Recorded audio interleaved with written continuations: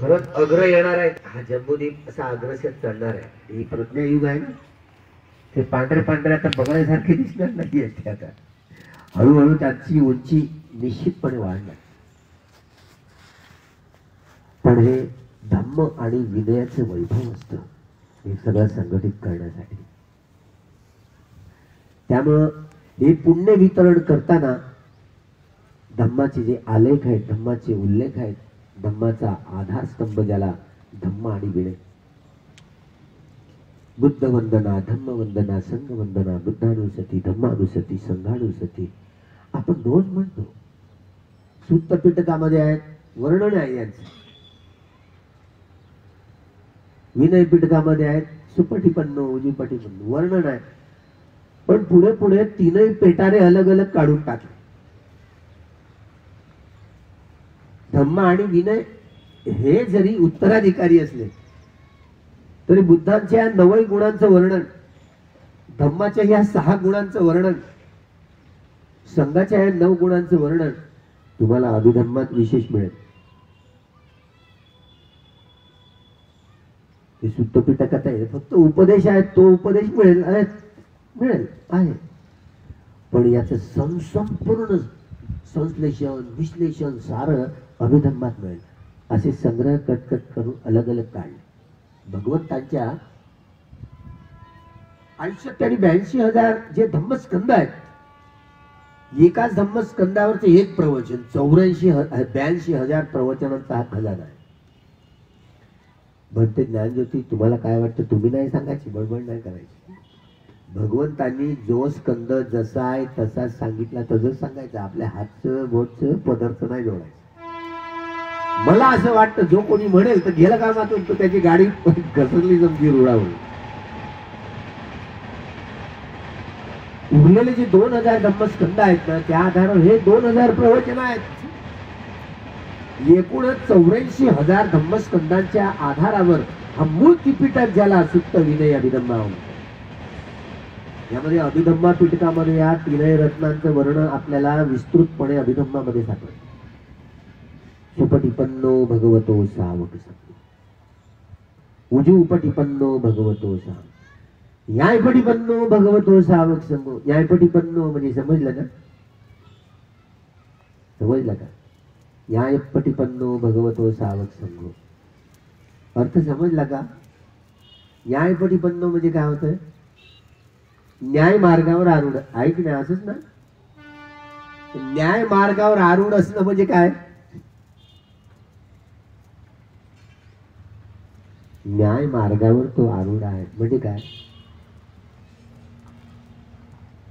आता तुम्ही तर ध्यान करणार आहे, मस्त पुस्तक रोज वाचताय.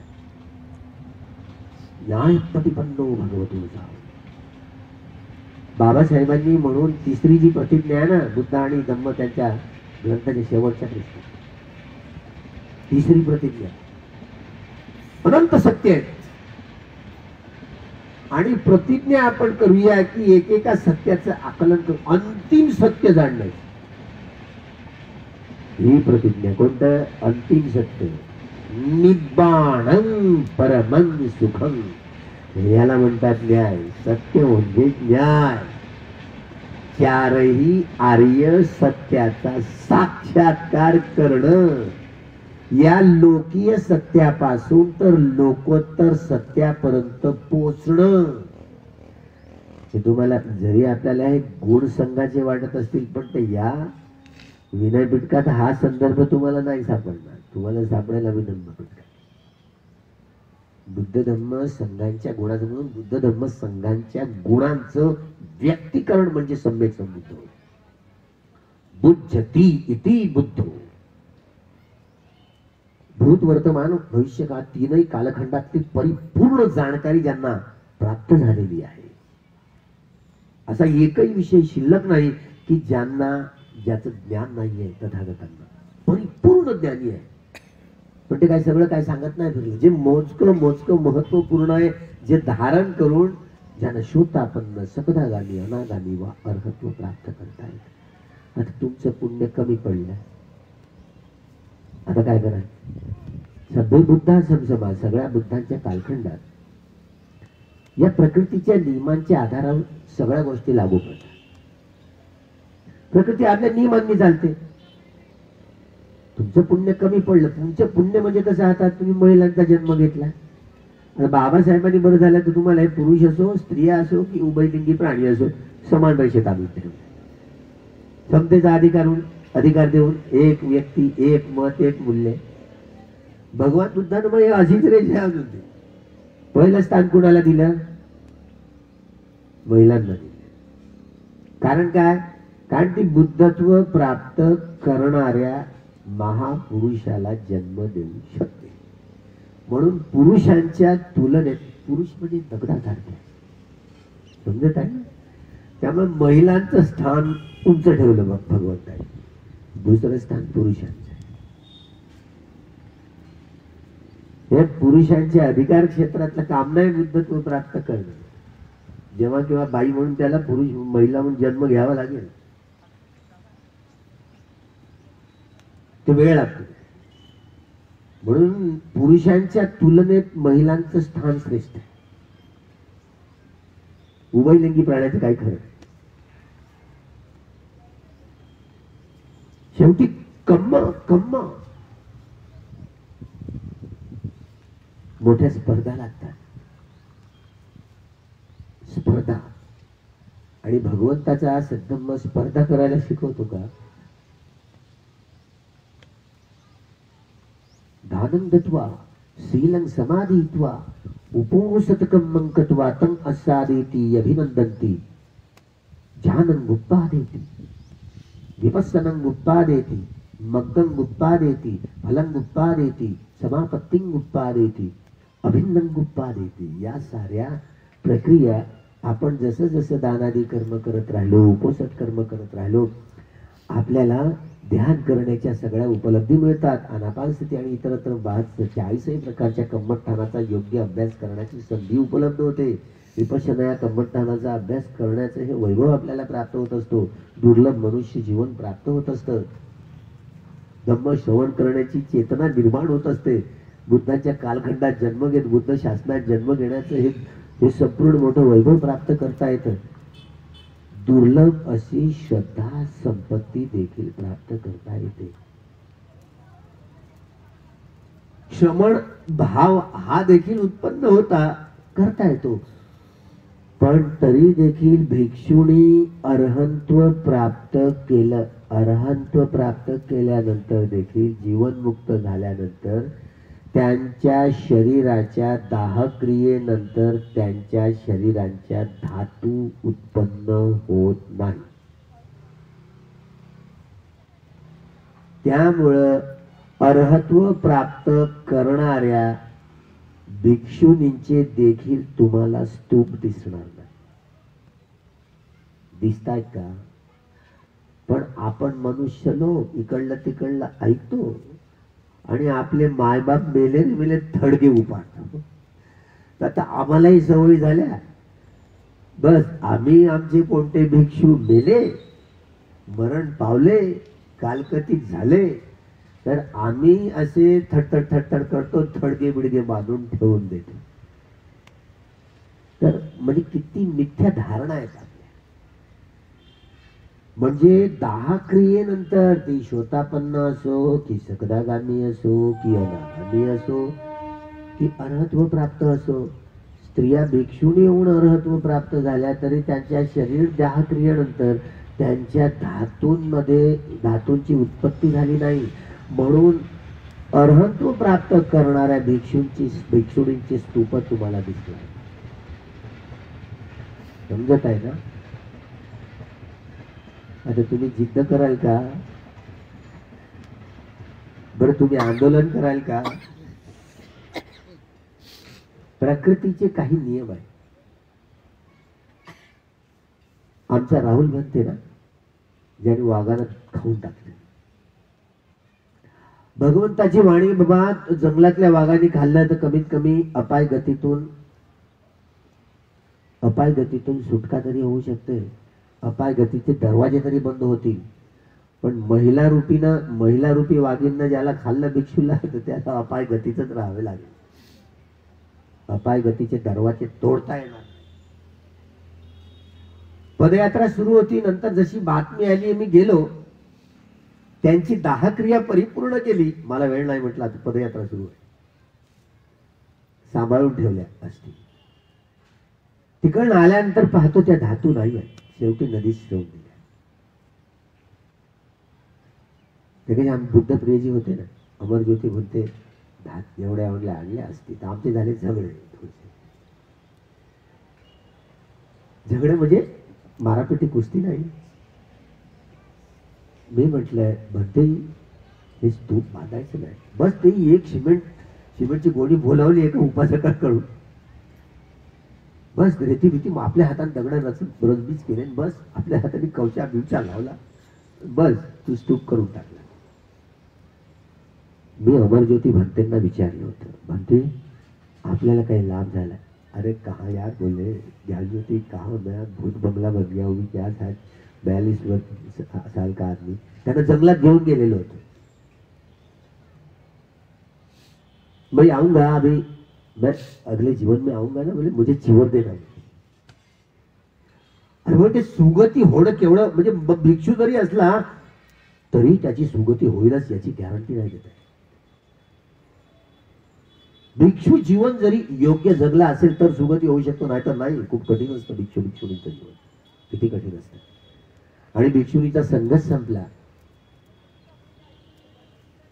भिक्षुणीचा संघच संपला. तरी आता आहे भिक्षू देखील चिवर देत आहेत, हे अकुशल कर्माला झोपत आहेत, हे त्यांना जाणीव नाही, भान नाहीये, होश नाहीये. कसं करा? इकडे नाही भेटत ना, येतात कधी कधी शिलान म्हणतेकडे, माझ्याकडे कधी येतात, म्हणते चिवर द्या ना. नाही बाबा आमचं काम नाही. म्हणजे भीती वाटते ना, एकदा संघ संपला तर बुद्ध शासनात पुन्हा हे वैभव, पण आता चेतना नाही आहेत. हे आमची हे बुद्ध रक्षित आहे ना, ते पांतावणे आहे होते शिलान म्हणतेकडे यायचे. आता शिलान म्हणते तिथे जात नाही, म्हणजे कशी जाते? आता मीच जात नाही, मी थोडसा स्वार्थी होतो ना, त्यामुळे मी यासाठी नाहीतरी म्हणणार. ते अनागारिका होती मग, तर तिने जे घेतलं चिवर. आता मी तिच्याकडलं काही दान स्वीकार नाही घेता येत, मी नाही. मग ते दुसऱ्याच्या हातात कोणाच्या हातात देऊन टाकते असं मी सांगितलं. झालं माझ्या हातात काही ते दान स्वीकारत नाही. बरे तेही अकुशल होत, तेही अकुशलात जमा होत. तुम्हाला वाटत महिलांच्याच बाबतीत असं काय आहे? म्हणजे हे अभ्याकता धम्म, म्हणजे भिक्षूंनी अर्हंत प्राप्त झाल्यानंतर देखील त्याच्या शरीराच्या 10 क्रियेनंतर जर धातू निर्माण होत नसतील, म्हणून त्यांची एकाच बुद्धांच्या काळखंडातली गोष्ट नाही आहे. जेवढे जेवढे भूतकाळातले सगळे सम्यक समृद्ध होऊन गेले, वर्तमानातले वा भविष्य कालखंडातले होणार आहेत, भिक्षुणींचे स्तूप बांधले जाणार नाहीत. तुम्ही तुमचे हे आमची हेमाताई आहे ना होणार आहे, ती सामनेरी झाली होती, बुद्ध गेला नाही का? तर शिलानंद बनतेला काय आनंद वाटला असेल का? नाही वाटला. आता घेतलं तर घेतलं, जाऊ भाऊ. आता भिक्षू लोक काय करतील, बहुतू शब्द म्हणतील. तेव्हापासून मग भिक्षू दुर्लक्ष करतात, जा बाबा तुझं पुण्य तुझ्याला. पण एकदा इच्छा असते ना, आता महिला म्हटल्यानंतर शाब्दही बनवूनच तर पाहू दे, असं तुम्हाला नेहमी वाटत असेल. वाटतं की नाही? वाटतं का? म्हणजे याचं मर्म जेवढे बुद्ध भूतकाळात झाले, वर्तमानात वा भविष्य कालखंडात येतील, भिक्षुणी बनतील, तर भिक्षुणींनी अर्हत्व प्राप्त केल्यानंतर देखील त्यांच्या शरीर 10 क्रियेनंतर त्यांच्या धातूंमध्ये उत्पन्न होणार नाही, धातू उत्पन्न होणार नाही. त्यामुळे त्यांचे स्तूप बांधले जात नाही. प्रकृती आपल्या नियमांनी चालते. तुम्हाला धक्का लागला असेल, असं कसं आमच्याच बाबतीत, पुरुषांच्या बाबतीत स्वतःपन्न सकदागाने अनागाने असो ते धातू निर्माण नाही. काय ज्यांनी अर्हत्व प्राप्त केलेलं आहे तर त्यांचे स्तूप बांधले जातात. जर सावक बुद्ध म्हणतात पुरुषांचे, नाही नाही, तुम्ही काही करता बस. आता आमच्या भिक्षूंना एक सवय झाली, बस बस ते स्तूपची स्तूप उभारणे सुरू राहतात. आमचे ते म्हणते प्रज्ञा घेते आमच्या सोबत. आता तिथे आमच्याकडे निघायचा काढा. लोक आज दवाई भेटली काय तुला, औषध? म्हटलं मी ब्रह्मजाल सुत्त घेऊन बसलो. बुद्धप्रिय म्हणते, मी विनयज्योती म्हणते, विवेकरत्न म्हणते, प्रज्ञाज्योती म्हणते. प्रज्ञाज्योती म्हणतेचा एक काढा निघायचा, बुद्धप्रिय म्हणतेचा दुसरा काढा निघायचा, विवेकरत्न म्हणतेचा तिसरा काढा निघायचा. विवेकरत्न म्हणते थोडीशी हकीमीत पुढे होते, त्यांचा काढा मस्त टेस्टी असायचा. विवेकरत्न म्हणते समजले, हे विवेकरत्न तुम्ही आपल्याच पुरता काढायचा म्हटलं, विकायच नाही. मग येतात लोक बस, आणि ते ब्रह्मज्ञान सुद्धा त्याच्यात हकीमी नाही करायची. असं लिहिलं मी सगळ्यांना वाचून दाखवायचो. शिलान म्हणते केलं हे बरं नाही आहे म्हटलं, नाही नाही बंदच करून टाका म्हणून उगीच काय बरं आग्रह केला. आणि शेवटी हे लोणारे प्राध्यापक त्यांनी आता इथे काय वाटू देत नाही म्हणे काढा, अरे तिकडे तिकडे मातीकडे तिकडे घेऊन गेले तिकडे झाडीपट्ट्यात. आणि तिथे मग हे 10-10 ड्राम असे काढायचे, काढेल पण फेकून दिले, एवढी लोकांची गर्दी वाढली. धम्म हे काम नाही करायचं. धम्माचा एक स्कंद समजला तरी भरपूर झाले. त्यामुळं ते तिकडे गेले, तिकडेच फसले. शेवटी मी बोललो, भक्ती प्रज्ञाज्योतींना बोललो, तुम्हाला काय भेटलं का, तुम्हाला काय मिळालं का? नाही हो म्हणते, नाही मिळालं. आता मी आता साक्षीदार आहे की नाही. तरी त्यांच्या चेल्याच्या पाट्यांनी काय सांगितलं, तो खळगत बांधलाच, तूप बांधलं. आता मी काय करू सांगा बरं. मी म्हटलं नका बांध. अरे त्यांनी अनंत प्राप्त नाही केलं, मग त्याची स्तूप बांधायचे कसे? शिलानंद भंते जे मेले ना, तर त्याच्या मरणाला मी राहणार आहे. तुम्ही किती बनाल शिलानंद भंतेचा स्तूप बांधू, मी नाही बांधू देणार. समजलं का? मी मालक आहे तिथला.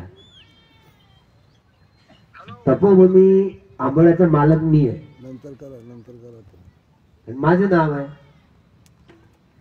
तर मी तर कब्जा करायला येईलच की नाही. ते माझं काय समजायचं. शिलानंद भंते मेले, बरं झालं कमीत कमी 45 पर्यंत ते घसरलं होतं की नाही ऑक्सिजन लेवल. म्हणजे त्यांचं पुण्यकर्मच त्यांना वापस घेऊन आलं.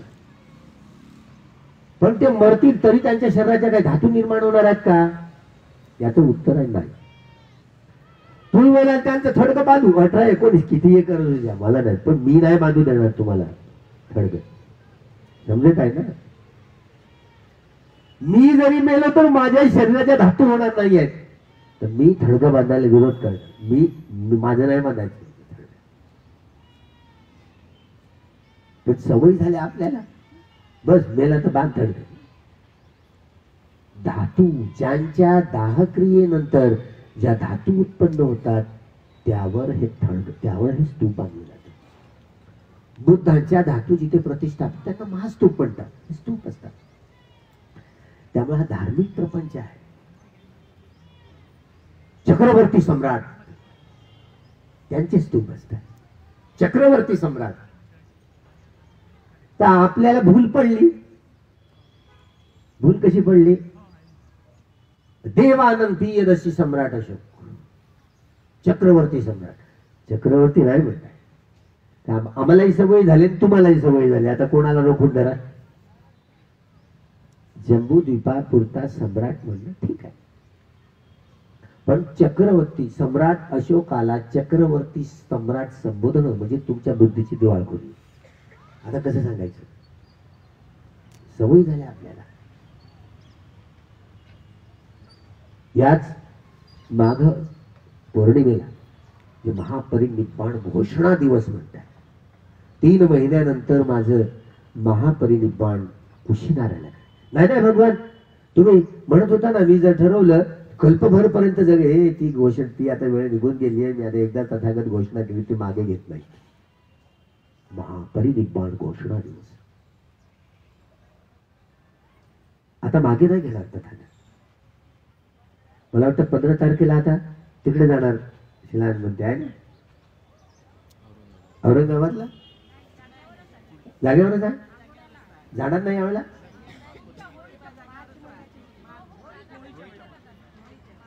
हो का, मार्च महिन्यात पुढे सरकली, होळीच्या वेळेला असतात तिकडे अजिंठ्याला. आता मार्च मध्ये, आता हे फेब्रुवारी मध्ये ही माघ पौर्णिमा येते ना, महापरिनिब्बाण घोषणा दिवस. महापरिनिब्बाण घोषणा दिवस 3 महिन्यानंतर माझ्या काया त्यागानंतर, माझ्या काया त्यागानंतर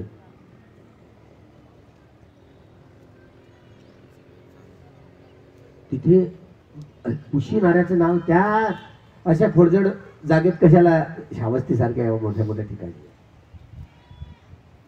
तुला नाही माहिती की मी चक्रवर्ती सम्राट होतो, पहा तिथे संदर्भ. आणि त्या लखनसुद्धा वाचलं दुधाने काय म्हटलं, व्यक्ती चक्रवर्ती सम्राट कोण असतो, ज्यांच्या अंगावर 32 लक्षणं आणि 80 अनुव्यंजनं असतात, अशी धारण करणारी. मात्र हे अस्पष्ट असतात, स्पष्ट नाही. तरी चक्रवर्ती सम्राटाला महापुरुष म्हणून त्यांची गणना महापुरुषांमध्ये नाही, कारण त्यांनी बुद्धत्व प्राप्त केलेलं नसतं. पण जे गृहत्याग करून सम्यक संबुद्धत्व प्राप्त करतात, तर ते अलौकिक शरीर असतं, त्यांचं वेगळं वलय असतं. केवळ सम्यक संबुद्धत्व प्राप्त करणाऱ्या 32 लक्षणं 80 अनुव्यंजन धारण करणाऱ्या याच महापुरुषांनाच, केवळ सम्यक संबुद्धत्व प्राप्त करणाऱ्यालाच महापुरुष म्हणून गणना केली जाते, दुसऱ्या व्यक्तीचं नाही. पण तुमच्या आता तुम्हाला आम्हाला झाल्या सवयी, माईक हातात येऊ द्या, हे सम्राट अशोकापासून मग जिजाऊ आले, शिवाजी आले, महात्मा फुले आले, बाबासाहेब आले, अण्णाभाऊ आले, रमाई आई, भीमाई आहे, सारी सावित, इथपासून सगळे एवढे मोठे महापुरुष झाले म्हणतात. म्हणजे आपल्या बुद्धीची किती कीव करावीशी वाटते. शब्द सापडले ना तर कसेही कुठेही कसे कोंबत असतो आपण. त्यामुळं सद्धम्माचं हे वैभव असतं. योग्य कथन करायचं असेल तरच करायचं, नाहीतर 7 काकडी 9 हात बी होऊन जातात असतात की. बियाचं मोजलं त्या काकडीपेक्षा मोठं होतं बी, 9 हात. त्यामुळं सद्धम्म जसा आहे तसाच सांगायचा. भरते ज्ञान देते, तुम्हाला काय वाटते, तुमची दुकानदारी आपल्या जागेवर ठेवायची. कोणी असं म्हटलं, कुठला ज्या धर्मशास्त्रातल्या परिप्रेक्षा सगळ्या जाणणारा असेल तरी मला असं वाटेल, जेव्हा तू बोलायला लागेल याची रुळावरून गाडी घसरली समजायची. सद्धम्म हा एवढा स्वतःमध्ये परिपूर्ण आणि परिशुद्ध आहे, त्याच्यामध्ये जोडतोड करण्यासाठी तथागतांनी काही ठेवलं नाही. योग्यपणे आपल्याला तो धम्मस्कंद समजावून सांगता येत नाही, ती आपली कमजोरी, ती आपली कमजोरी आहे. त्यामुळं सद्धम्म वारंवार आपण म्हणतो हे असं ते तसं. त्यामुळे सम्मादिट्ठी सोबत घेऊनच चालता येत नाही, मिथ्या दिठ्ठीनं तुमची सगळी आवरण घेऊन चालताय. असतील डिग्र्या भरपूर, तरी भले भले पंडित ना, भले भले भिक्षू असतीलही, तरी मिथ्या धारणा घेऊन जगणारी आम्ही लोक आहोत. तुम्ही असो आम्ही असो, मिथ्या धारणा घेऊन जगणारे लोक आहोत. त्यामुळे मिथ्या धारणा आपल्याला एक इंचही धम्माच्या क्षेत्रात पुढे जाऊ देणार नाही. या बाधा आहेत, या मार बाधा आहेत. लोक रोज भाषणांमध्ये शिरा ताणून ताणून बोलतात, अरे अथंगिको मग्गो. हा आर्य शब्दानं कापून टाकतात, अष्टांगिक मार्गच म्हणतात. मग कोणी हा आर्य शब्द कशाला भुसळ्यात लावायचा रे असं म्हणतात. आता काय कराल तुम्ही. आता बाबासाहेबांनी लिहिलंय तिथे, बौद्ध पूजापाठ त्या पुस्तिकेत लिहिलंय की नाही, सुपटिपन्नो भगवतो सावक, उजूपटिपन्नो भगवतो सावक, न्यायपटिपन्नो भगवतो सावक, सामीचीपटिपन्नो भगवतो सावक, यम इदं चत्तारि पुरीस युगानि अट्ठ पुरीस पुग्गला, एस भगवतो सावक संगो, आवडेय पावडेय दक्षिणेय अंजली करणीय अनुत्तरं पुण्यं खेत लोकसार. ते एवढे मोठी वर्णन आहे. आर्य संघ हा लोकोत्तर हे अट्टपुरीसमुग्गला यांना आर्य सावक संघ म्हटलाय. बरोबर आहे ना. आर्य हा शब्दच मूळ पाली शब्द आहे. आता आम्ही जन्मता आर्य आहोत या आर्य वंशातल्या लोकांनी म्हटलं की तो त्यांचा दोष आहे. न जच्चो होती आर्यो कम्मुनो होती आर्यो. जन्मानं कोणी आर्य होत नाही, कर्मानं आर्य होतो. कोण? जी व्यक्ती चारही आर्य सत्याचा साक्षात्कार करत विश्वतापन्न सकदागामी अनागामी वा अर्हत्व प्राप्त करणारे मार्गस्थ वा फलस्थ हे आर्य पुद्गल असतात. हे नोबेल ट्रूथ असतं. नोबेल ट्रूथ हे आर्य सत्य असतं. त्यामुळं हे नोबेल असतं, आर्य असतं. हे आपली अविद्या दूर करून म्हणजे आपलं अनार्यत्व दूर करून आर्यत्व प्राप्त करणं म्हणजे चारही आर्य सत्याचा साक्षात्कार करणं. अविद्या म्हणजे काय? दुःखी अज्ञानं, दुःख समुदये अज्ञानं, दुःख निरोधे अज्ञानं, दुःख निरोधगामिनी पटिपदा अज्ञानं इति भिक्खवे अविद्या. हे अविद्या म्हणजे ही आहे. म्हणजे दुःख म्हणजे ज्यांनी चारही आर्य सत्याचा साक्षात्कार केलेला आहे ती अविद्या, आणि ज्यांनी चारही आर्य सत्याचा साक्षात्कार केलेला आहे तेव्हा हे सत्य आर्य सत्यात बदलते आणि ती व्यक्ती आपलं अनर्यत्व आपली अविद्या दूर करून विद्या प्राप्त करणारी तिला विद्या प्राप्त म्हणतात. विद्या आणि आचरणांनी ती परिपूर्णतेकडे वाटचाल करणारी ती व्यक्ती म्हणते. हे आर्य पुद्गल म्हणतात त्यांना. पण आता आर्य हे नाही रे, हे आर्याच्या टोळ्यातनं त्या युरोप आणि एशियाच्या बाउंड्रीवर राहणारे ते आर्य उंच गोरे दिपाळ गिजऱ्या डोळ्याचे गोरे गोरे हे आर्य लोक. अरे बाबा कोणा गमन ककुसंड काश्यप बुद्धांच्या कालखंडात सद्गमांचा प्रचार झाला होता ना, त्याच्यामुळे हे सगळ्या जगात फिरले. हा शब्द अशा रीतीने इकडून तिकडे गेला, तिकडून इकडे नाही आला. मूळ पाली शब्द आहे, एकाच बुद्धांची गोष्ट नाही, सगळ्याच बुद्धांचे. आर्य हा शब्द पाली आर्यो नोबेल श्रेष्ठतम. पण आता या शब्दाविषयीची कशी आपल्याला किळस आहे ना, तर म्हणून ही आपली मिथ्या धारणा आहे. ही आपली मिथ्या धारणा एक इंच पुढू देत नाही. म्हणून आपले शिकले सवरलेले लोक सिद्धार्थ गौतम बुद्ध म्हणून मोकळे होऊन जातात. भगवान गौतम बुद्ध म्हणायला जीव वळत नाही, कारण त्यांना भगवान म्हणजे ईश्वर परमेश्वर गॉड. अरे बाबा नाही, असा अर्थच कधी होत नाही भगवान या शब्दाचा. हा मूळ पाली शब्द आहे. भग रागो भग दोषो भग मोहो इति भगवा भवा सवा उच्च ती इति भगवा. आणि सगळ्या भवतृष्णांचं ज्या कामभूमीत रूपभूमीत अरूपभूमीत जन्मग्रहण करण्याला सातत्यानं बाध्य करत असतात त्या भवतृष्णांचा नायनाट सगळा चूर करून टाकलाय. म्हणजे सगळ्या राग द्वेष मोहाच्या सगळ्या कड्या भग्न केलेल्या आहे. त्यांना भगवान म्हणतात. भगवान हा शब्द केवळ महापुरुष आहे ज्यांनी सम्यक संबुद्धत्व प्राप्त केलेले आहे त्याच एकट्याच व्यक्तीला हे विशेषण लागत असतं. सम्यक संबुद्ध त्यांनाच भगवान हे विशेषण लागतं. दुसऱ्या कुठल्याच व्यक्तीला हे विशेषण लावता कामा नये. पण शेंडीवाले हुशार लोक आहेत. बस हे सगळे चोरचार केले, इकडले देवांचे सगळे नाव आणि त्या देवांच्या नावावर एवढ्या कल्पना भरून टाकल्या. ब्रह्मा असा करतो, विष्णू असा करतो, महेश असा करतो, आणि सारं काल्पनेचं भारुड एवढे रचले, एवढे काल्पनेचे सगळे भारुड रचले आणि कर्मकांडामध्ये घोकून टाकले.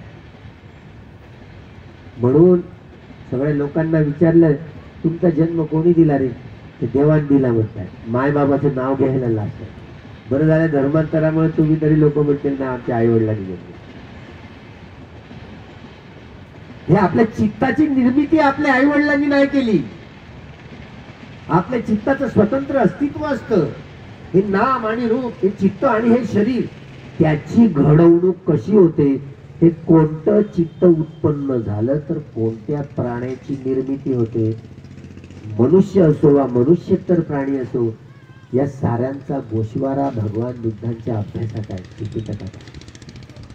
आता तुम्ही समजत नाही त्याला कोण काय करेल? तुम्ही आज अनपढ लोक, अनपढच म्हणावं लागेल.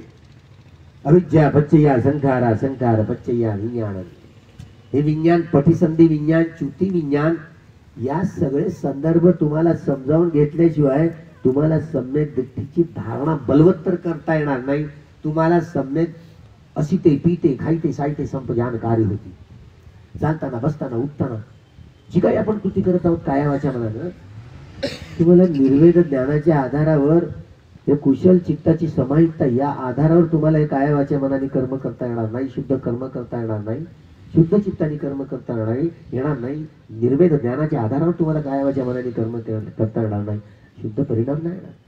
म्हणून तुम्ही सगळे लोक पुग्गल पंचायतीमध्ये हा केवढा मर्म आहे. डॉक्टर बाबासाहेब आंबेडकरांनी 395 एक कलमांमध्ये ही घटना दिली ना, 390 प्रकारच्या स्वभावाची तुम्ही माणसं. तुम्ही हिंदू असा की बौद्ध असा की जैन असा की शीख असा की यहुदी असा की ईसाई असा की मुस्लिम असा, या देशातले की त्या देशातले, काळे गोरे की आर्य की अनार्य, काही ब्राह्मण की ब्राह्मण आहेत तर काही फरक नाही पडला. ज्या अर्थी आपल्याला माणसांचा मनुष्य म्हणून जन्म झाला, मनुष्य जन्म ग्रहण करण्यासाठी कुशल विभाग उपेक्षा सहज संतीवर चित्त उत्पन्न व्हावं लागतं. कधी उत्पन्न होईल? जेव्हा आपण कायात जागरूकपणे त्यागतो, श्वासावर लक्ष ठेवून, संवेदनाचा उदय नाही जाणत जाणत, तेव्हा कुठे मनुष्य आहे. कुटुंब महाराजी देवता, भगवतीचा देवता, यामा देवता, तुषिता देवता, निम्मानती देवता, परनिमित्त वसवती देवता, या 6 प्रकारचे देवता लोक, मनुष्य लोक या लोकांमध्ये जन्म होतो. आणि बेवशीत जर गेले तर काय खरं आहे? या विपश्यनाने केली, आता माझी सुगती होईल या भ्रमत नाही राहायचं. मरणांतिक वेदना येताना हा अतीत पहिलं चित्त उत्पन्न होतं ना, मरणांतिक हे च्युती चित्त, 15 प्रकारचे चित्त क्षण, अतीत भवंग चित्त, हे सातत्यानं तुम्ही आता या आपल्याला मनुष्य जीवन मिळालं, तुम्ही विपश्यना जरी करत असले तरी हे जो नरक लोकांमध्ये, प्रेत लोकांमध्ये, असुर लोकांमध्ये, तिर्यक पशुपक्षी प्राण्यांमध्ये या अपायगतीचे 4ही हे आहेत की नाही तुम्हाला असं वाटतं? कोण पाहायला गेलं? बाबासाहेब खोटे बोलतील का? बौद्ध पूजा पाठ या पुस्तिकेमध्ये डॉक्टर बाबासाहेब आंबेडकरांनी रतन सुत्ताच्या ओळी बुद्धांच्याच मताची लिहिल्या की नाही? त्या कापल्या का?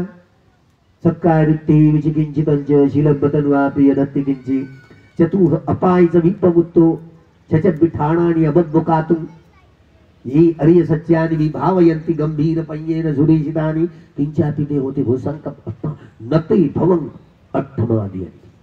अरे ज्याने 4 आर्य सत्याचा साक्षात्कार करून ती व्यक्ती सकाळी विचिकित्सा सिल्वत परामर्श हे 3ही बंधन भारबंधनातून सुटका करून 4ही अपाय गतीतून ती व्यक्ती सुटका करू शकते. नरक लोक, प्रेत लोक, असुर लोक, तिर्यक, हे बाबासाहेबांनी बुद्धांची वाणी तशीच्या तशी काढली नाही. तुम्ही म्हणते बाबासाहेबांनी नाकारलं का? नाकारलं असतं ते बौद्ध पूजा पाठामध्ये रतन कापून टाकल्या नसत्या का? आहे का हिंमत तुमची? त्याच्यात ठाणा आणि अबद्बुकातून 6 प्रकारचे दूषित कर्म ती व्यक्तीची शोतापत्ती फळाला पोहोचलेली व्यक्ती असते. आईची हत्या, वडिलांची हत्या, अनंतांची हत्या, बुद्धाचं रक्त काढणं, संघवेदक कर्म करणं, भिक्षुनी दूषित कर्म करणं, या 6 गोष्टी त्या व्यक्तीला स्पर्श करू शकत नाही. किती त्याला वाईट कर्म करा असं म्हणून किती लोकांनी प्रोत्साहन दिलं तरी त्याच्या अंतर्मनाचा स्वभाव बदललेला असतो. भीतरागी, भीतदेशी, भीतमोही स्वभाव असतो. तो कायावाच्या मनाने असेच कर्म करेल जो आपली हानी होणार नाही, इतरांची हानी होणार नाही, दुसऱ्यांचा लाभ होईल, आपलाही लाभ होईल, अशीच कर्म करेल कायावाच्या मनाने. पाप कर्म त्या व्यक्तीला शिवू शकणार नाही. आम्ही असलो का किंवा तुम्ही असले का, हे झोला झेंडीचा आहे सगळी आपली. जी व्यक्ती, ज्या व्यक्तींनी 4ही आर्य सत्याचा साक्षात्कार केलेला आहे, ती गृहस्थ असो, गृहस्थीनी असो, गृहत्यागी असो, गृहत्यागी असो, काहीही फरक पडत नाही. त्या व्यक्तीचा स्वभाव तेव्हाच बदलतो जेव्हा ती व्यक्ती 4ही आर्य सत्याचा साक्षात्कार करेल.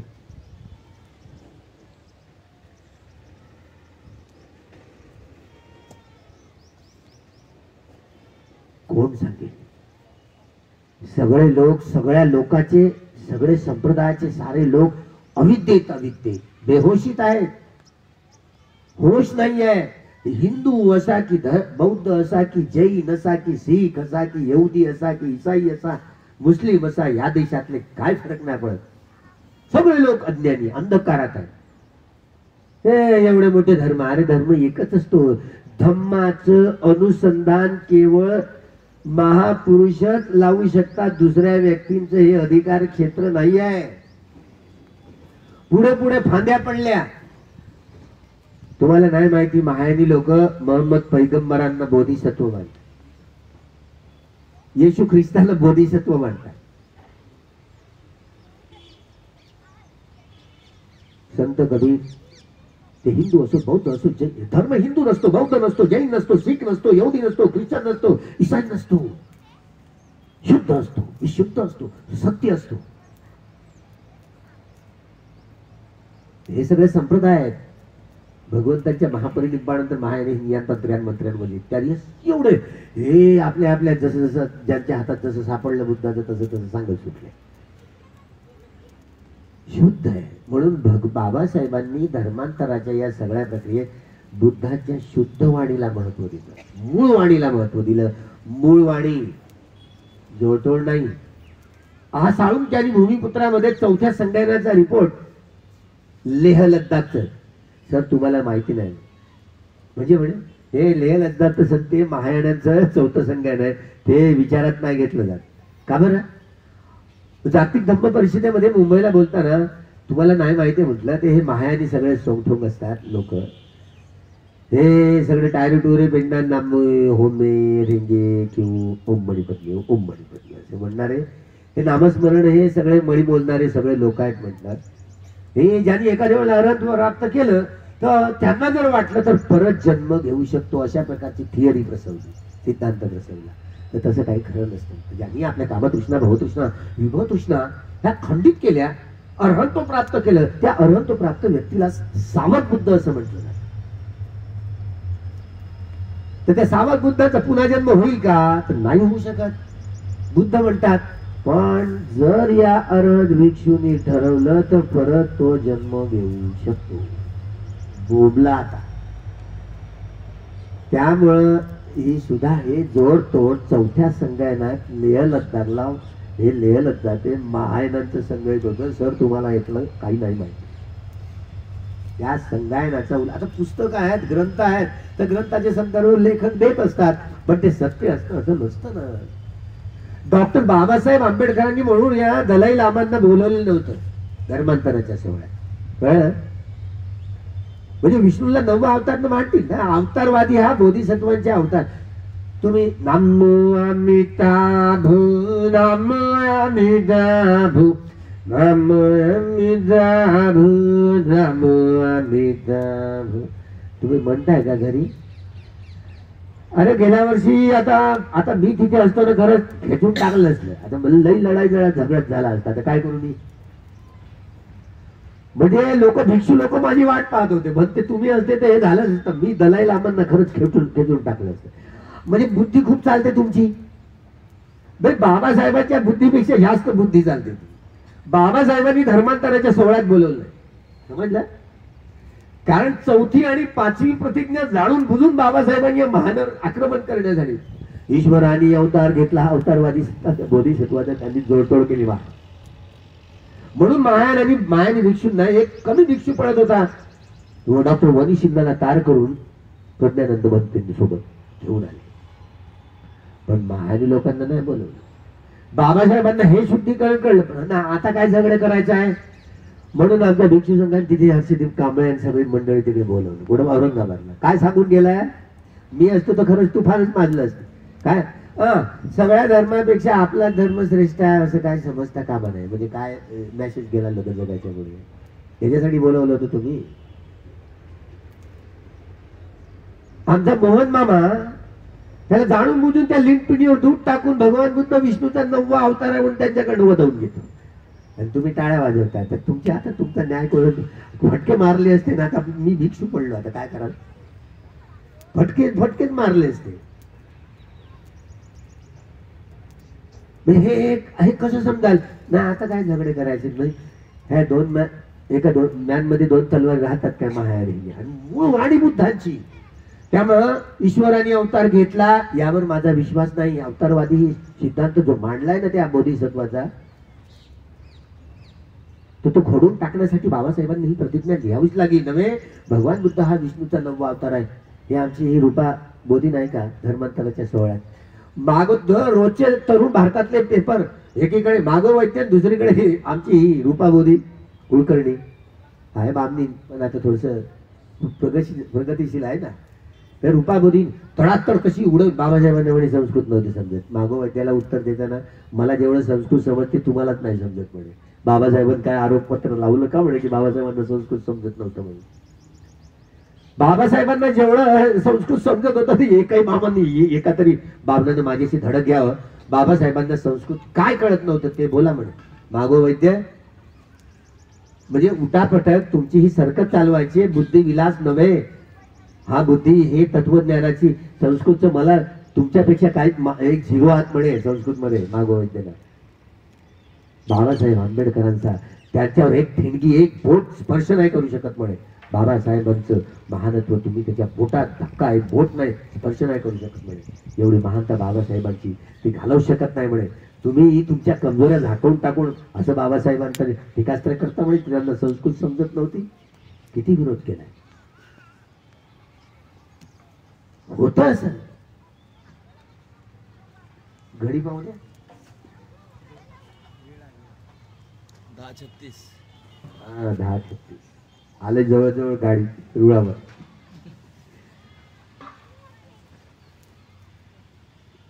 दोनशे लोक माझी वाट बघत होते.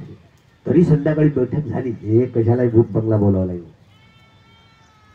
पण ज्या लिंपिंडीवर दूध टाकून भगवान बुद्ध विष्णूचा 9वा अवतार आहे त्यांच्याकडनं कथन करून देतात. त्यांनी जागा येऊन दिली. बरं बुद्ध गेला दलाई लामाला जाणी दिली. आता मी हे सांगतो तू आपला माणूस आहे का तो बुद्धाचं नाव घेतो टाळ्या वाजवतो. त्यामुळे त्यांची निंदा नाही त्यांचा द्वेष नाही. पण बुद्ध वाणी मूळ बुद्ध वाणी हे 84,000 धम्मस्कंद त्याच्या जे बाहेर बाध्याचं आहे ना ते आपलं नाही आहे. ते आपलं नाही आहे. त्यामुळे एवढे मोठे संप्रदाय पडले तर आता ध्यान करता करता मी भगवान बुद्धांचा हा संपूर्ण हा सदम हे चालताना हा सैद्धांतिक पक्ष थोडीशी भक्कमपट्टी वाचन बिचन केलं तरी अनुत्तरित प्रश्न राहिला होता ना. ते पुस्तिका आली होती बारकी. डॉक्टर बाबासाहेब आंबेडकरांचा मारेकरी डॉक्टर सविता आंबेडकर बोबला. त्याच्यामुळे तिला मावशीच म्हणतो की ना आपण. अरे बापाची बाईक माहित म्हणावं लागेल की नाही. पण तुम्ही अजूनही मावशीच म्हणाल की नाही. मावशी नाही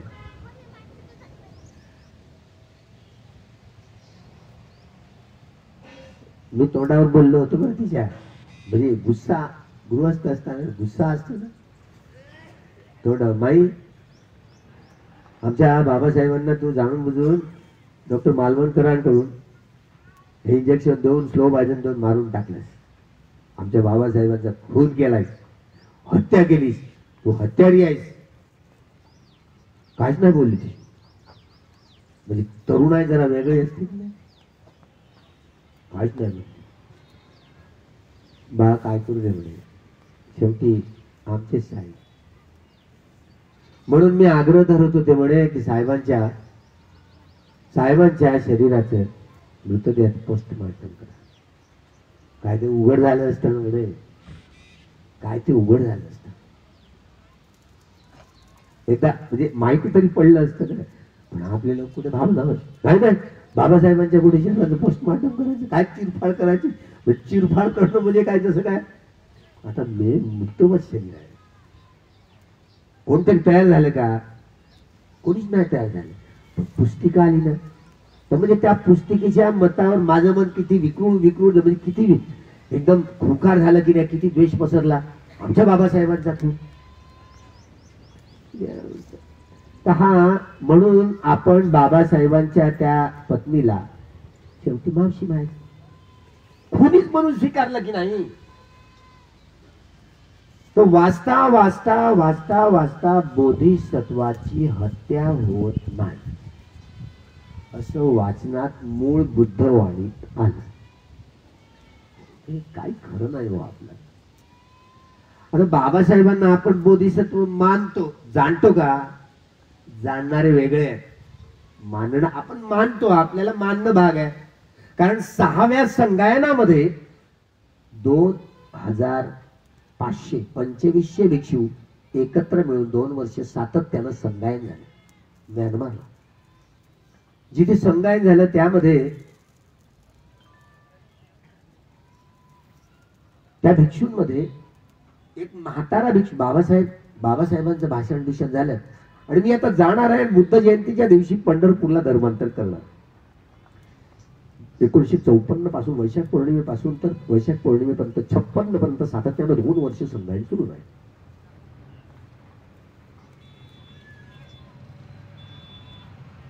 $84,000 धम्मस्कंदांचे संगायन केले. अजूनही म्यानमारमध्ये बर्मिश भाषेमध्ये आणि बर्मिश भाषेमध्ये पाली भाषेमध्ये सगळं त्या संगमरवरी दगडावरती कोरलेली आहे. सगळ्या संगायनामध्ये सगळं कोरलेलं आहे. त्यामुळे ती मूळ बुद्धवाणी आहे. जेव्हा जेव्हा बुद्धवाणीवर संदेह होतो, त्याची किस्सा निर्माण होते, त्या वेळेला वारंवार संगायन होतात आणि भगवंतांच्या मूळ वाणीचं संरक्षण करण्यासाठी असे तपलेले भिक्षू एकत्र येतात आणि मूळ वाणीचं रक्षण करतात. त्यामुळे वैभव आहे. बाबासाहेबांनी घोषणा केल्यानंतर एक म्हातारा भिक्षू उठून उभा झाला आणि म्हणायला लागला की 2500 वर्षानंतर जम्बूद्वीपामध्ये असं एक सत्व उत्पन्न होईल की जे बोधिसत्व नव्याने धम्मचक्र गतिमान करणार असेल, गतिमान करणार असेल. म्हणून ते हेच बोधिसत्व असावेत. भगवंतांच्या केवळ वचनाचं त्यांनी प्रकाशन केलं, त्यांनी घोषणा केली नाही, प्रकाशन केलं. आणि हेच ते बोधिसत्व असावेत. ते धर्मांतराची त्यांनी घोषणा केली आहे. मी बुद्धं शरणं धम्मं संघं शरणं गच्छामी असं म्हणून ती शरण पाशिलाची दीक्षा देऊन मी सगळ्या लोकांना पुन्हा सद्धम्माची प्रतिष्ठापना करणार आहे अशी बाबासाहेबांनी घोषणा केली. आणि सगळ्या लोकांच्या नजरा, सगळ्या जगाच्या नजरा बाबासाहेबांवरती वळू लागल्या. तेव्हापासून डॉक्टर बाबासाहेब आंबेडकरांना बोधिसत्व असं संबोधू लागले. त्याच्या अगोदर कोणी बोधिसत्व संबोधत नव्हतं. बोधिसत्व काही कुठल्या युनिव्हर्सिटीतून डिग्री मिळते काय? आता हे मला नाही सापडलं त्या सगळ्या गाथांमध्ये. कोणत्या बुद्धांच्या कालखंडात बोधिसत्वांनी, कोणत्या बुद्धांच्या कालखंडात या बोधिसत्वांनी अभिनिहार प्रक्रिया केली, हा मला नाही वाचण्यात आलं. त्यामुळे यांची ही अभिनिहार प्रक्रिया मला नाही वाचनात नाहीये. त्यामुळे जे भावी बुद्ध याचं हे वाचनात जे त्या धम्मस्कंदात मला काही दिसलं नाही. त्यामुळे पुढे होणारे असतील. त्यामुळे मी वारंवार वेगवेगळ्या भिक्षूंकडे हे आर्ग्युमेंट करून की बाबासाहेबांना ज्या अर्थी बोधिसत्व म्हणतो, तर कोणत्या बुद्धांच्या पुढे डॉक्टर बाबासाहेब आंबेडकरांची ही अभिनिहार प्रक्रिया झाली. जसं सिद्धार्थ गौतम आहे, पण ज्यात दीपंकर, भगवान दीपंकर संबुद्ध त्यांच्या कालखंडात ही अभिनिहार प्रक्रिया झाली होती. तापस सुमेध, तापस सुमेधने सिद्धार्थ गौतमाचं पहिलं प्रथम बोधिसत्वाचं जीवन ज्याला हे त्या तापस सुमेधापासून तर सिद्धार्थ गौतमापर्यंत 4 असंख्य 1 लाख कल्प एवढ्या जीवन यात्रा करताना त्या 30 पार्वतांचा डोंगर त्यांनी परिपूर्ण केले. हे 550 547 कथा दिसतात ना बुद्ध जातक कथा, एवढ्याच नाहीये. 4 असंख्य 1 लाख कल्प एवढ्या जातक कथा आहेत. त्यामुळे सिद्धार्थ गौतम तापस सुमेधापासून सिद्धार्थ गौतमापर्यंत हा प्रवास, त्यांच्या संगिणीचा प्रवास, साथिनीचा प्रवास, सुमित्रापासून फक्त यशोधरापर्यंत, तापस सुमेधापासून सिद्धार्थ गौतमापर्यंत त्यांची संगिणी त्यांना साथ देत राहिली. जरी ती अर्हत्व प्राप्त झाली, यशोधराही अर्हत्व प्राप्त झाली, तरी यशोधरा तिच्या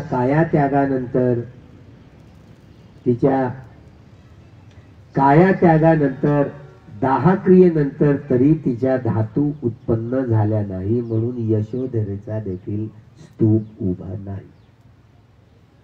प्रत्येक सगळ्या सम्यक संबुद्धांच्या या बुद्ध शासनात हे मर्म असतं. त्यामुळे जे अर्हत्व प्राप्त करतात, आम्हाला जसं माहिती मिळालं, तिकडून आल्याबरोबर ज्या अस्थी ठेवल्या होत्या पाहिल्या, त्या धातूंमध्ये निर्माण झालेल्या नाही आहेत.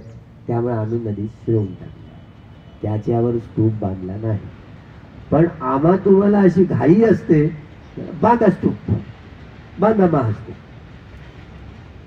तेव्हा जिथे महास्तूप आपण उभारतो त्या महास्तूपात भगवान बुद्धांच्या धातू प्रतिष्ठापित केल्या जातात.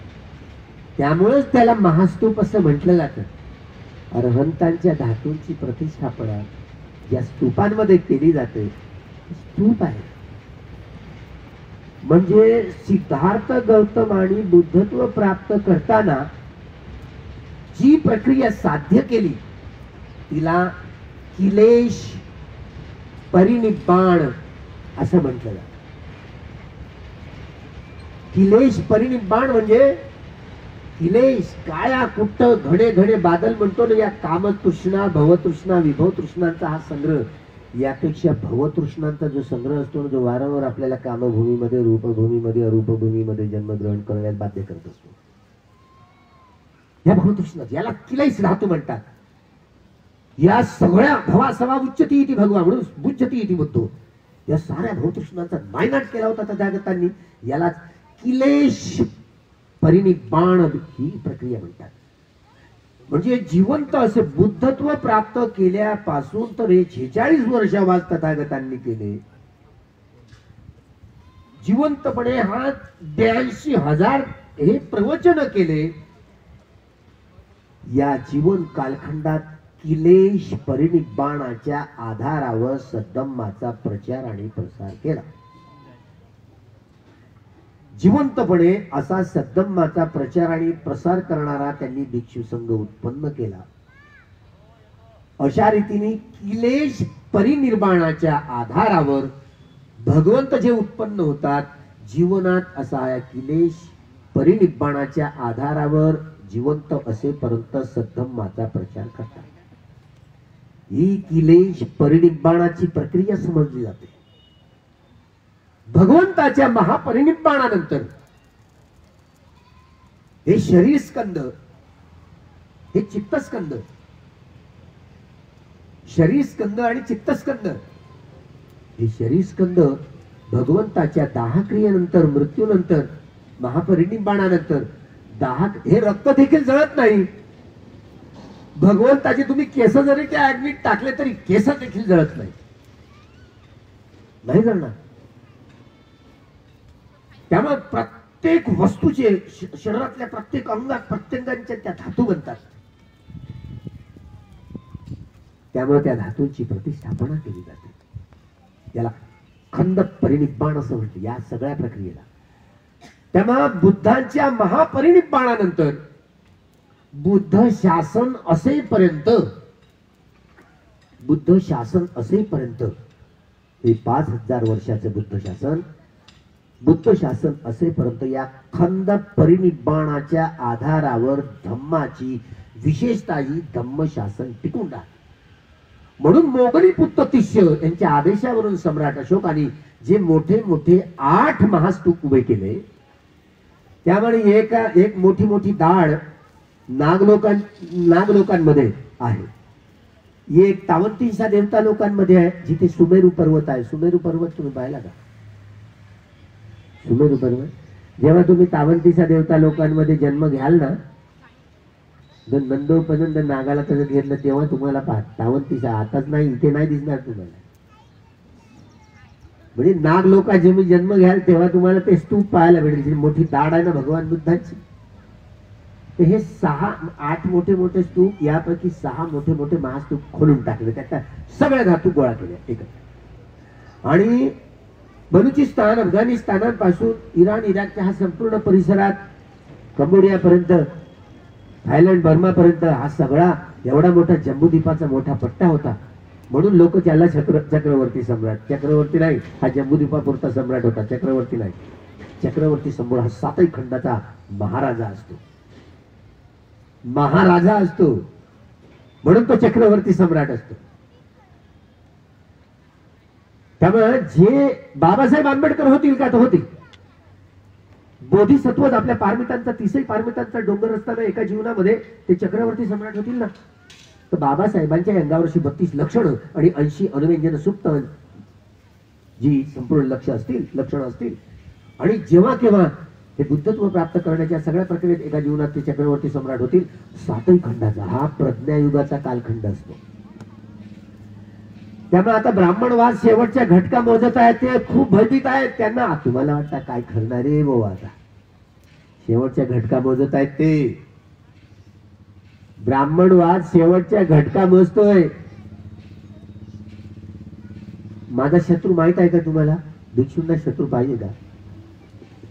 नाही. म्हणजे मी काय अरथ थोडा आहे ना. तर राहता तुमचं एकदम तळपायाची आग कधी मस्तकात जाते माहिती आहे. आमचा मामा मोहन भागवत त्यांनी ज्या दिवशी त्या मग दूध त्या लिंक पिंडीवर तूप टाकलं दलाई लामाच्या हातातनं आणि भगवान बुद्ध विष्णू का 9वा अवतार असे म्हणून सांगा. म्हणजे त्यांच्या खांद्यावर बंदूक ठेवून कसं चालवतोय. म्हटलं हे झालं ना तर मग मला कसं वाटेल, तुम्हाला येते की नाही क्रोध? तर मला एक डाब धरून आला क्रोध. या अर्थानं तुमचा शत्रू तो माझा शत्रू.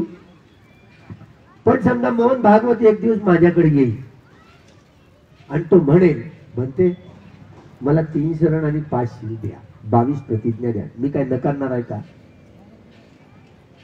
म्हणून पोलीसवाले मला म्हणत होते, निगडीवरचं प्रवचन संपवलं आणि सकाळी जे मोठे मोठे बोर्ड पाहिले. आजपर्यंत काँग्रेसवाल्यांनी जुगार खेळला, आता बीजेपी वाले जुगार खेळतात. जागतिक मोठी परिषद बोलावली.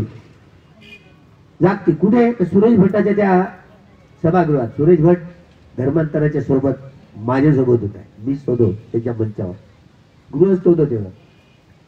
राख जपून ठेवा राख झालेल्या घरांची, संपली नाही लढाई यार हो नामांतराची. माझ्या देशात त्या ओळी लिहिल्या. जसं धर्मांतर झालं बाबासाहेबांची वंदना भीमराया घे पुन्हा या लेकरांची वंदना. सुरेश भटांच्या डोळ्यात मी तेव्हा आसू बघितले होते. असेल ब्राह्मण भीमराया घे पुन्हा या लेकरांची वंदना. तेव्हा त्याच्या डोळ्यात आसू पाहिला. काय एखादा ब्राह्मण तो तुमच्याकडे येईल, मला प्रवचित व्हायचा आहे, तुम्हाला 3 जण उपासक म्हणून मला याचना केली, तर मी काय त्या ब्राह्मणाला ठेवून देऊ काय तसं? पण माझं मन कसं हे एवढं ना ब्राह्मणानं ना सविताबाईला बायको केली नाही, इथं चूक केली. आपलं मन कसं फिट होऊन जाते, जिच्यामुळे बाबासाहेबांची हत्या झाली. गेला मग उमला. आता बोधिसत्वाची हत्या होऊ शकत नाही म्हणून बाबासाहेबांच्या विषयी बाबासाहेबांची हत्या झाली असेल काय? हे छडी एका अरहंत भिक्षूंबरोबर वर्षावास करताना तेव्हा ही छडी उपलब्ध झाली. साधनानंद महात्मा हे गणित आता अरहंतांना समजतं. खरंच बाबासाहेबांची हत्या झाली का हो? ते म्हणाले बोधिसत्वाची हत्या होत नाही बरं का, चुकीचं आहे. आता मी त्याच्यावर विश्वास ठेवू की तुमच्यावर विश्वास ठेवू सांगा. आता आपलं मूळ निवासी पण अंगात आल्यानं बाबासाहेबांना ना बामणीला बाजू दिली, चुकले.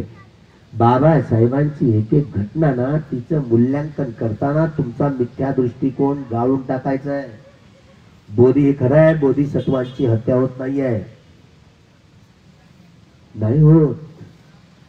त्यामुळे माझी हिंमत नाही होत आता बाबासाहेबांनी माईची हत्या केली म्हणून. नाही होत हिंमत असं बोलायची. हे आपल्याला पुण्यकर्मात संग्रहित होत नाही, हे पापकर्मातच संग्रहित होते, द्वेषातच संग्रहित होते. आपल्या चित्तात आपण कुशल चित्तच उत्पन्न केलं पाहिजे. कोणाविषयी द्वेष? पोलीसवाले म्हणत तुम्ही एवढं तुम्ही तर बोलता, चांगलं समज बिमज देता, त्यांच्या मंचावर कशाला गेला होता? मला काय माहिती. म्हटलं हा तुम्ही कायदेशीर करायला पाहिजे होतो, तुम्ही एक मोठा मंच बोलवायला पाहिजे होतो, तुम्ही परवानगी घ्यायला पाहिजे, तुम्ही वेगळ्या सभेत. पण तुम्ही त्यांच्या मंचावर गेले आणि त्यांच्या मंचावर जाऊन त्यांचा निषेध केला म्हणे. अध्यक्ष कोणता? नितीन गडकरी. आमचा शाळा तो देवेंद्र फडणवीस आमचा शाळा तो मुख्यमंत्री, तो उद्घाटक. त्याला काय कळतं काय धम्मा बिम्माचं? आहे हुशार. पोलीसवाले कशाला शाळा बिळा बघतील म्हणते. मी आता त्याला जाऊन विचारा म्हणजे मला नाही माहिती, अडकलो असतो मी. बरं झालं भिक्षू तरी झाले. म्हणजे नितीन गडकरी कसा येईल, तो येईलच कसा येईल. आता माझं तर नाव नाही त्या पॅम्पलेटवर. भिक्षू संघाचे सदानंद बनते महात्मा, हे सगळ्या सदानंद बनतेला फोन करतो, म्हणते तुम्ही येणार आहात का. मला नाही माहित रे बाबा म्हणे, ते शेंडीवाल्याने काहीतरी केलं तर तो आलाच नाही, तो नाही आले. आमचे गुरुजी होते ना आपले, तुम्ही वाजवताना वंदना मरण कोणाचं झालं तर ते गुरुजीचं कॅसेट लावून टाकताय तुम्ही, माहिती आहे की नाही. मुंबईचे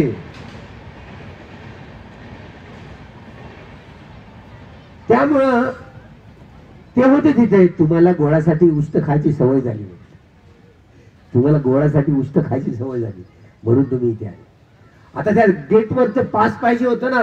तुम्हाला ज्ञानज्योती म्हणते म्हणजे गाजलेलं नाव आहे ना. आता मला कोण विचारतं गेटचं पास, मला कोणी पोलीस बाहेर अडवलं नाही. कोण आहे रे, कोण आहे, अरे नाही बद्धी ज्ञानज्योती, जाऊ दे जाऊ दे. थेट एकदम मंचावर गेलो. मी कशाला मागं राहतो, काय त्यांनी निमंत्रण देऊ का. आठवले बंधू बोलत होते. आठवले बंधू झालं माईक हातात घेतला. डॉक्टर बाबासाहेब आंबेडकरांनी भगवान बुद्धांचा धर्म म्हणजे रिव्होल्युशन, क्रांती, आणि ब्राह्मणवाद म्हणजे प्रतिक्रांती. क्रांती आणि प्रतिक्रांती एका मॅनमध्ये दोन तलवारी राहू शकत नाही. डॉक्टर बाबासाहेब आंबेडकरांना धर्मांतराची गरज पडली नसती. आज मोहन भागवत आणि हा सगळा आमच्या मामांचा सगळा प्रपंच माझ्याकडे येतील, 3 सरळ 5 शिलाची याचना करतील, 22 प्रतिज्ञेची याचना करतील तर मी देईल म्हटलं. मी त्यांच्या मंचावर येईल. पण आता मात्र त्यांचा या मंचावर जाहीर निषेध करतोय म्हटलं. हे आजपर्यंत जुगार काँग्रेसवाल्यांनी खेळला, त्यांच्या मंचावर जाऊन जाहीर निषेध केला. तो एक बामण आला, तो हे म्हणते तुम्हाला कोणी बोलवलं. बाबासाहेबांनी निमंत्रण दिलं होतं, म्हणते इथे जाऊन यांचं संमेलन उद्ध्वस्त करा. तर मी संमेलन उद्ध्वस्त करण्यासाठीच आलो, तुम्ही मला अटक नाही करू शकत. मोहन मामाही आला ना तरी तो अटक नाही करू शकत मला. हिंमत असेल तर पा म्हटला. टाइम झाला. पोलीसवाल्याने हे कांबळे पोलीसवाला आपला अधिकारी भरती झाला. इथे ऊन आहे, त्यांनी आपल्या त्या शून्यकारा टाईमात आपल्या खुर्चीवर बसवलं. लोकांना वाटलं म्हणते ना पकडलं रे पोलीसवाले, पकडलं पोलीसवाले. पोरांचे नारे जिंदाबाद मुर्दाबाद सुरू लागले. आणि जे लोकांनी इकडे व्हॉट्सअपवर टाकलं, फेसबुकवर टाकलं, म्हणते ना पकडलं रे पोलीसवाल्यांच्या गाड्या, पोलीसवाल्यांच्या पोलीस स्टेशनला. म्हणते कुठे आहेत, फोन लावतो. म्हणते कुठे आहात तुम्ही. मी चाललो इकडे मूर्तीच्या प्रतिष्ठानात बीडला आहे म्हणे. हे सांगून द्या म्हणे. आणि बा एवढ्या गाड्या घेऊन आले, म्हणते ना कुठे ठेवलं. मोर्चे निघाले. आता मी काय करणार आहे म्हटलं. मोहन मामाची हिंमत नाही, मला बंद करायची. समजलं. मी काय नरेंद्र दाभोळकर आहे म्हटलं. नरेंद्र दाभोळकर नाही आहे म्हटलं, मी भिक्षू आहे. त्यामुळे नरेंद्र नरेंद्र नरेंद्र मोदी असेल का मोदी शहा अडाणी अंबानी असेल, 4 चोर आहेत नाही. या 4 चोरांनी ठरवलं इथल्या लोकांचा मूलभूत अधिकार हिरावून घ्यायचा, म्हणून ईव्हीएम मशीन आणली. आणि आपले पुढारी सगळे दहान पडले. बाळासाहेब आंबेडकर असो, मायावती असो, सहदेव पुढारी असो, अरे बाबा ह्या सगळ्या तुमच्या अमेरिका असो, युरोप असो, ऑस्ट्रेलिया असो, जपान, या सगळ्या देशातल्या सगळ्या लोकांनी ईव्हीएमचा वापर केला. कुठे बटन दाबली, ते हॅकर सगळे हॅक करणारे लोक असतात. मूलभूत अधिकार तुम्ही कुठे बटन दाबली तर ते कमळाच्या फुलावर चालले ना. तुम्हाला तुम्ही डोळे लावून आहात का, तुमचे पुढारी डोळे लावून आहात का, तुम्हाला नाही. तुम्ही कोरोनाने मेलात तरी चालेल, पण उद्यापासून रस्ते बंद करा. येणारी निवडणूक ईव्हीएम वर झाली तर पुन्हा बीजेपी फळकेल. ही मूलभूत लोकशाही, जी राजकीय लोकशाही 26 जानेवारी 1950 ला लागू झाली, एक व्यक्ती एक मत एक मूल्य, ही राजकीय लोकशाही सामाजिक लोकशाहीमध्ये परावर्तित होईल, आर्थिक लोकशाहीमध्ये परावर्तित होईल, सांस्कृतिक लोकशाहीमध्ये परावर्तित होईल. तरच न्याय, स्वातंत्र्य, समता आणि बंधुभाव या फळांचा रस येणाऱ्या पिढीला मिळेल. नाहीतर 5 डिसेंबरला एका बीजेपीच्या खासदारांनी लोकसभेत बिल मांडलं. हे प्रियंबलला धक्का लावण्यासाठी, घटनेच्या मूलभूत अधिकाराला धक्के लावणारे बिल ज्यावेळेला येतात ना, हे असंच नाही पास होत. पहिल्यांदा या विधानसभा विधान परिषदेमध्ये त्यावर चर्चा सखोल होते. सगळ्या राज्य सरकारांमधल्या विधान परिषदेत, विधानसभेमध्ये चर्चा होऊन मग नंतर लोकसभेत, राज्यसभेत लोकसभेत चर्चा राहते. पोरखेड नाहीये. त्यामुळे ही कसलीही प्रक्रिया न करताना बस हात वर केला की झालं का, असं होतं का? ही सगळी इलिगली प्रोसेस आहे. आता मी पॉलिटिकल सायन्सचा विद्यार्थी असल्यामुळे बोलणं भाग पडतं. कूटदंत सूत्राच्या या आधारावर या देशातली फळ चाखण्यासाठी जगातल्या कुठल्याही संविधानात न्याय, स्वातंत्र्य आणि समता आणि बंधुभाव या चारच गोष्टींवरती, ही न्याय, स्वातंत्र्य, समता आणि बंधुभाव या चारच गोष्टींवरती तुटलेल्या माणसांची मनं जोडू शकतात. हे धम्मरूपी धन मी बाबासाहेबांकडून उचललं आहे असं बाबासाहेब म्हणतात. यालाच धक्के देण्याचा प्रपंच होता. त्यामुळं आपण कोरोनाला न घाबरता न डरता रस्त्यावर उतरायचं आहे आणि या मूलभूत अधिकारांना योग्यपणे बजावता आला तरच तुमचं सरकार सगळ्या ब्राह्मणेतरांच्या, सगळ्या आदिवासींच्या, या सगळ्या भटक्या युवकांच्या, सगळ्या प्रगतिशील संघटनांना एकत्र घेऊन आपण हा ब्राह्मणवादाविरुद्ध, भांडवलवादाविरुद्ध, साम्राज्यवादाविरुद्ध, ही काँग्रेस असो, बीजेपी असो, ही साम्राज्यशाही, भांडवलशाही आणि ब्राह्मणशाही ही नेतृत्व करणाऱ्या संघटना आहे, त्यांच्यापासून परावृत्त होऊन आपण असा हा सामाजिक प्रवाह जो आपल्याला न्याय, स्वातंत्र्य, समता आणि बंधुभावामुळे अशा रक्ताचा एकही थेंब न सांडता, जिथे न्याय, स्वातंत्र्य, समता आणि बंधुभाव अशा आधारावर अशी जीवन पद्धती निर्माण करणारी ही जीवन पद्धती म्हणजे लोकशाही होय. एवढी लोकशाहीची भक्कम व्याख्या केवळ बाबासाहेब आंबेडकरांनाच करता आली. त्यामुळे हे लोकांचं, साऱ्या जगाचं कल्याण हे युद्धाने नाही, बुद्धांनीच होणार आहे. म्हणून जगाला युद्धाची नाही तर बुद्धाचीच गरज आहे. हा अंतिम संदेश आपल्या अनुयायांना देऊन, अनुयायांना सगळ्यात मोठी कठीण जबाबदारी दिली आहे. ही पूर्णत्वास नेण्यासाठी खूप या रमाईला साऱ्या जीवनातलं सारं पुण्य आपण अर्पण करावं असा आदेश करतोय. आणि येणारा हा संपूर्ण कालखंड, हा प्रज्ञायुगाचा कालखंड, हा संपूर्ण भगवान बुद्धांच्या सद्धम्माचा, सगळ्या घरातले तुमची ही मुलं, तुमची मुलं इथं नाही ठेवायचे वर्ध येतात का? एका हातात दी बुद्धिस्ट सोसायटी, एका हातात दी कॉन्स्टिट्यूशन ऑफ इंडिया आणि दुसऱ्या हातात बुद्ध आणि त्यांचा धम्म. आपल्या मुला मुलींना वर्ध्यात नाही ठेवायचा इथे. उगाच त्या अप्रेंटिस सारखे या कंपनीत त्या कंपनीत. तुम्ही ऑस्ट्रेलियाला चालले जावा, युरोपात चालले जावा, हा अमेरिकेला चालले जावा आणि आपली मुलं मुली धम्माच्या प्रचार प्रसारासाठी ही बाबासाहेबांनी दिलेली जबाबदारी निभावण्यासाठी आपला हा त्याग, आपल्या पिढीचा त्याग हा खऱ्या अर्थानं बाबासाहेबांच्या बुद्धत्व प्राप्तीमध्ये या रमाई बरोबर त्यांच्या परिपूर्णता गाठण्यामध्ये हे सगळं पुण्य त्यांना आपलं अर्पण हो. बुद्ध धम्म संघाच्या प्रभावानं सर्वांचं मंगल हो, सर्वांचं कल्याण हो, सर्वांचं भलं हो.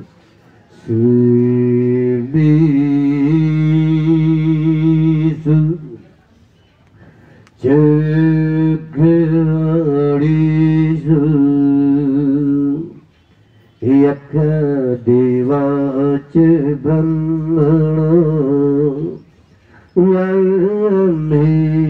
कटं पुयं सद संपत्ति साधकं सबितं अनुमोदित्वा समग्र शासनिरतं प्रमादरहिता हन्तु अर्कासुरशेषतो पुण्यभागमिदं चयं समं ददाम कारितं अनुमोदन्तु तं समे मेदिनी रातु सखिके मेदिनी रातु सखिके मेदिनी रातु सखिके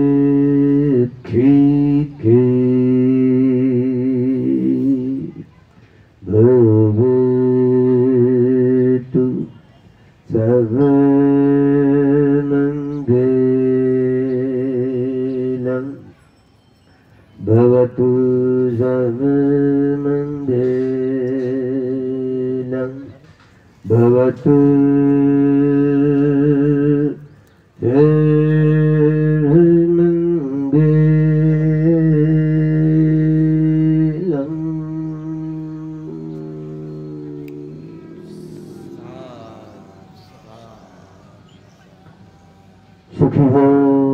मंगल हो, सगळ्यांचं मंगल हो, सगळ्यांचं कल्याण हो.